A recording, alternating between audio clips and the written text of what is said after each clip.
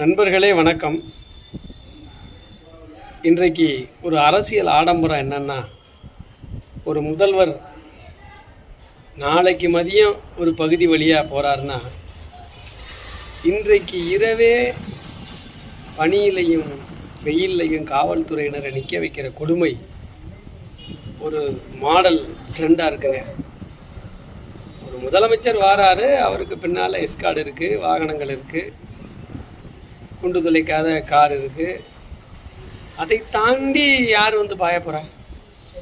இதுக்காக வெயில் அங்கனை ஒரு 10 அடிக்கு ஒரு போலீஸ் ஒரு நாள் முழுவதும் நிற்கிறது மாதிரியான ஒரு கொடுமை, மனித உரிமை மீறல் எங்கேயாவது பார்க்க முடியுமா?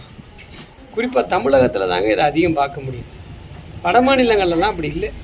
நேரடியாக அவங்க மட்டும்தான் அந்த கான்வாய் வழியாக போகிறாங்க. தமிழ்நாட்டில் மிகப்பெரிய ஒரு மோசமாக இந்த வரவேற்பு இருக்குது.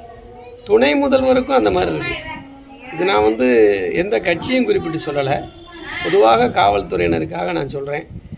முதல்வர், துணை முதல்வர், பாதுகாப்பு உச்சத்தில் இருக்கக்கூடிய அமைச்சர்கள் யாராக இருந்தாலும் அவர்களுக்கு கான்வாய் இருக்கிறது, முன்னாடி பின்னாடி எஸ்கார்ட் போலீஸ் இருக்கிறது. இதை தாண்டி அவர்கள் வரக்கூடிய வேகங்கிறது கடுமையாக இருக்கும். இதை தாண்டி அவர்களுக்காக ஒரு நாள் முழுவதும் நிற்க வேண்டிய அவசியம் என்னன்னு எனக்கு தெரியலை. அவர்களுடைய யோசித்து பாருங்கள், அந்த வெயிலில் நிற்கிறாங்க, சூரிய வெளிச்சம் அப்படியே நேரப்படுது, அதில் நின்று கூனி குறுகி அந்த போலீஸார் நிற்கிறத பார்க்கும்போது பிஃபோர் 1 hour நிறுத்தினா கூட போதுங்க, ஒன்றும் தப்பு கிடையாது. இப்போ ஒரு முதலமைச்சர் கிளம்புறாரு அப்படின்னா 1 மணி நேரத்துக்கு முன்னாடி, இப்போ ஃபார் எக்ஸாம்பிள் திருச்சியில் கிளம்புறாரு, பெரம்பலூருக்கு வரப்போகிறாருன்னா ஒரு 1 hour பிஃபோர் நம்ம போலீஸாரை நிறுத்துறதுல ஒன்றும் தவறு கிடையாது.